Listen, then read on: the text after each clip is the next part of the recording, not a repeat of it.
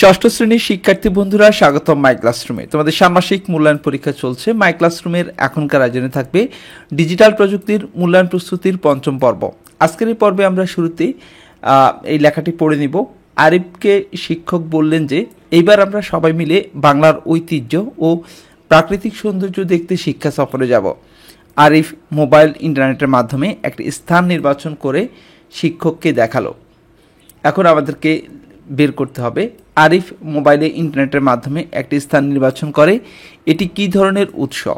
আরিফ যদি কোনো অভিজ্ঞ ব্যক্তির কাছ থেকে জেনে স্থান নির্বাচন করত তাহলে সেটি কি উৎস হতো এবং ওই ব্যক্তিকে অভিজ্ঞ কেন বলা হয়েছে।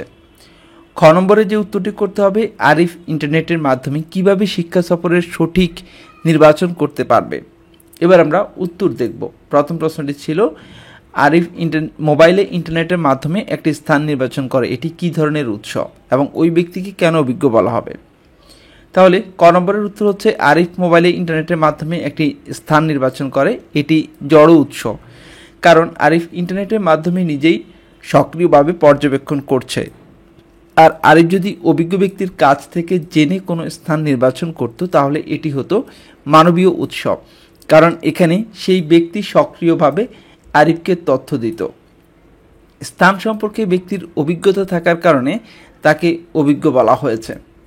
খ নম্বর প্রশ্নটি ছিল আরিফ ইন্টারনেটের মাধ্যমে কিভাবে শিক্ষা সফরের সঠিক নির্বাচন করতে পারবে। এর উত্তর হচ্ছে ইন্টারনেটের মাধ্যমে আরিফ শিক্ষা সফরের স্থান নির্বাচন করে শিক্ষককে দেখায়। প্রথমে আরিফ ইন্টারনেটের মাধ্যমে সার্চ ইঞ্জিনে শিক্ষা সফরে যাওয়ার মতো স্থান লিখে সার্চ দেয়। তারপর অনেক দর্শনীয় ও ঐতিহ্যবাহী স্থানের নাম আসলে সেখান থেকে পছন্দ মতো একটি স্থান নির্ধারণ করবে। এবার নির্ধারণকৃত স্থানটির নাম দিয়ে আবার সার্চ ইঞ্জিনে সার্চ দিলে বিভিন্ন ওয়েবসাইটে ওই স্থান সম্পর্কে তথ্য আসবে। প্রথমে আরিফ উইকিপিডিয়া ওয়েবসাইটটি দেখতে পাবে, সেখান থেকে আরিফ নির্ধারণকৃত স্থানটি সম্পর্কে জানবে। তারপর এমন আরও কয়েকটি ওয়েবসাইট থেকে আরিফ নির্ধারণকৃত স্থান সম্পর্কে তথ্য নেবে। তথ্য নেওয়ার সময় আরিফের খেয়াল রাখতে হবে তথ্যটি সর্বশেষ কবে প্রকাশ করা হয়েছে। এভাবে সব কিছু খেয়াল করে তথ্য নিলে আরিফ সঠিক তথ্য পাবে এবং স্থান নির্বাচন করে শিক্ষককে দেখাতে পারবে।